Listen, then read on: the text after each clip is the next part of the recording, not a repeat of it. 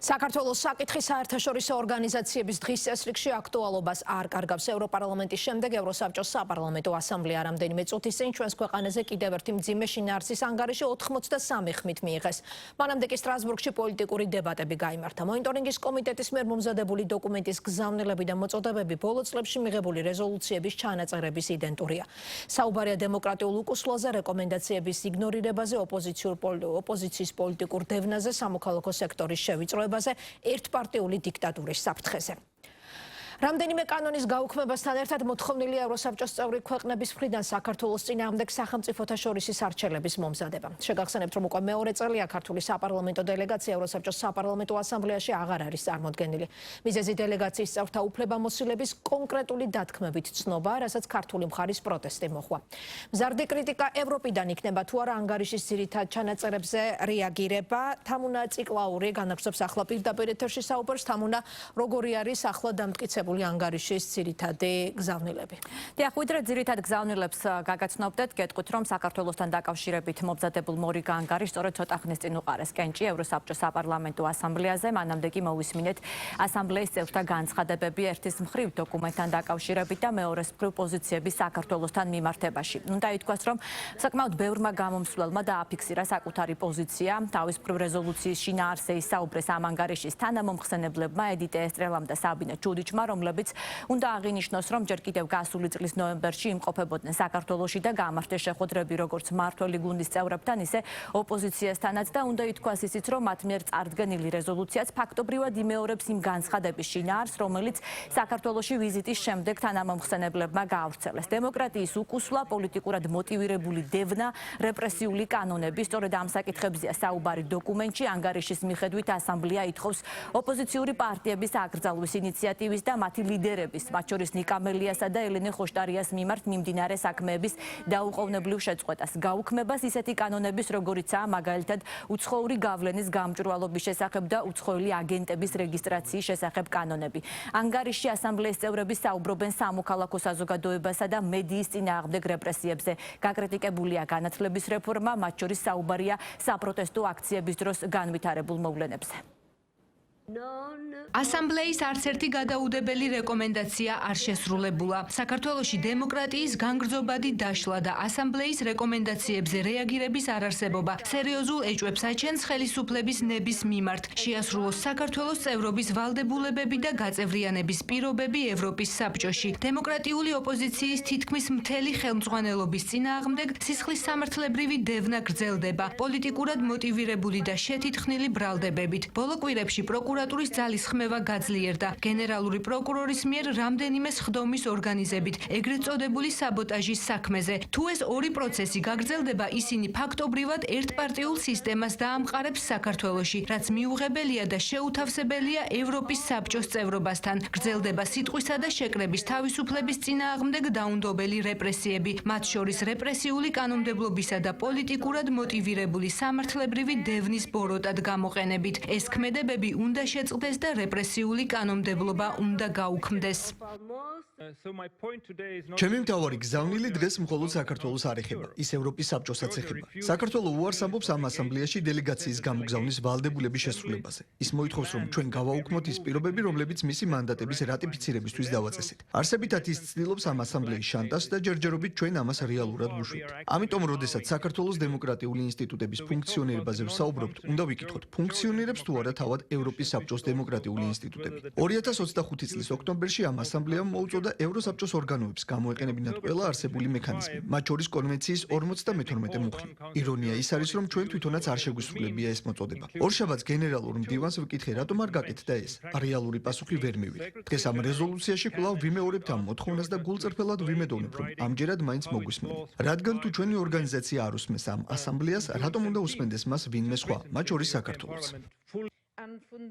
ძლიერი პოლიტიკური დებატი და კონკურენცია ძალიან საჭიროა, რამდენადაც ეს ეხმარება ქართული დემოკრატიის გაძლიერებას. სამწუხაროდ ქართველი პოლიტიკოსების დიდი ნაწილი საპირისპირო მიმართულებით მოქმედებს. ამჟამად ის, ვინც მხარს უჭერს მთავრობას, ხშირად თვალს ხუჭავს დიდ დანაშაულებზე ოპოზიციონერი პოლიტიკოსების მიმართ. მიუღებელია პოლიტიკოსების ციხეში ყოფნა. ისინი უნდა იყვნენ პარლამენტში და საჯარო დებატებში. ამავე დროს გარკვეული ოპოზიციური ძალები უფრო მეტად ყველაფერში მხოლოდ მთავრობის დანაშაულებით არის დაკავებული, მაგრამ ავიწყდებათ, რომ მათი ადგილი არის ინსტიტუციებში, რომლებშიც მათ უნდა იმუშაონ. პარლამენტის რაოდენობის შემცირებას აზრი არ აქვს, ეს არ ეხმარება საქართველოს მოსახლეობას და საერთოდ საზოგადოებას. ევროპის გაერთიანებულ მემარცხენეებს ჩვენ გვსურს ზეწოლა მოვახდინოთ პოლიტიკოსებზე, ყველა მხარეზე, რომ უკეთესად იმუშაონ, ვიდრე ამას დღეს აკეთებენ.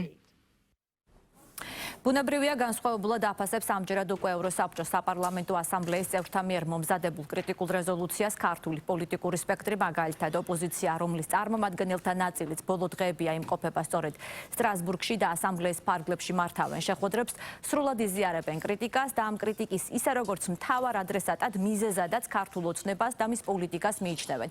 მმართველ გუნდში კი კრიტიკულ ანგარიშს კრიტიკითვე პასუხობენ, მიიჩნევენ, რომ ორმაგი სტანდარტის მორიგი დასტურია ეს ანგარიში და კონკრეტული გარე თუ შიდა ძალების ერთობლივი მოქმედების შედეგი. მმართველ გუნდში ასევე ამბობენ იმასაც, რომ მათ შორის მსგავსი დამოკიდებულება არის მიზეზი, რის გამოც ჯერ კიდევ 2025 წლის იანვარში ქართულმა საპარლამენტო დელეგაციამ მიიღო გადაწყვეტილება, რომ შეეწყვიტა მუშაობა ევროსაბჭოს საპარლამენტო ასამბლეაში.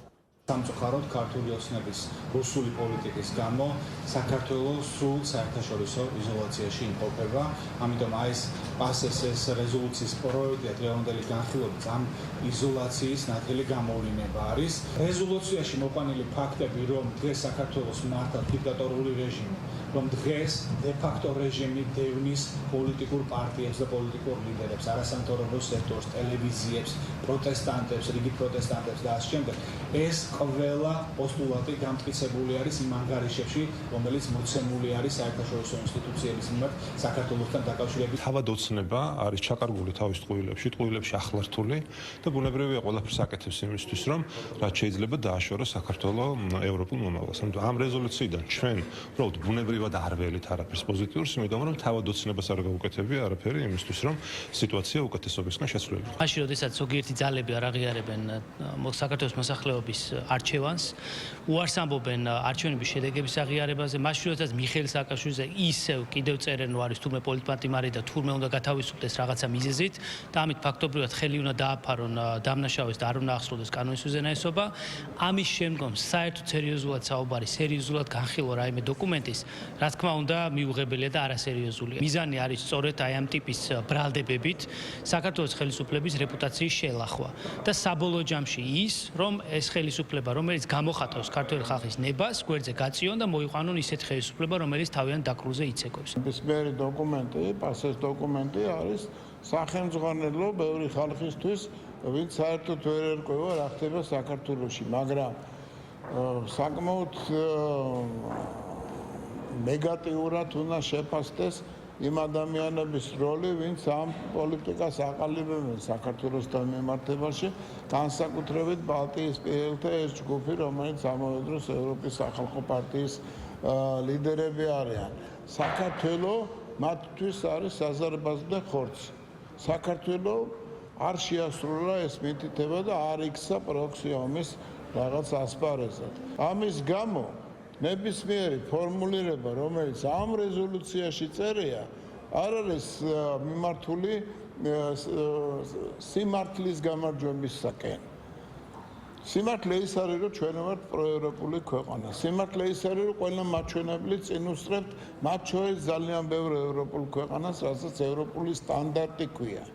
მაგრამ ამის უკან, ამ ბრალდებების უკან არის აბსოლუტურად სხვა საკრული მიზანი, რომელიც იმედია, რომ ყველას არ აქვს. მართალია ცოტანი არიან, მაგრამ შედარებით ცოტანი, მაგრამ ძალიან ბევრი გამოდის უკვე წინააღმდეგი ესეთი ჩაგვრისა ცდელობისა, რომელსაც გარკვეული ჯგუფები ეწევიან ევროპულ სტრუქტურებში. ამ რეზოლუციის დრაფტში წერია, რომ პასე ადასტურებს 2025 წლის იანვრის რეზოლუციას.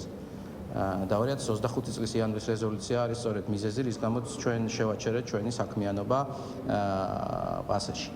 აქედან გამომდინარე, საერთოდ უკვე ყველანაირი აზრი ეკარგება და არანაირი, ასე ვთქვათ, გამართლება აღარ აქვს უკვე მათ მოთხოვნას რომ საქართველო დაბრუნდეს პასეში. ჩვენ არ დავბრუნდებით პასეში, მანამ სანამ ჩვენი დელეგაციის მანდატები არ იქნება სრულყოფილად და უპირობოდ, აი ეს ორი სიტყვა არის თავარი აქვს, სრულყოფილად და უპირობოდ ცნობილი პასეს მიერ.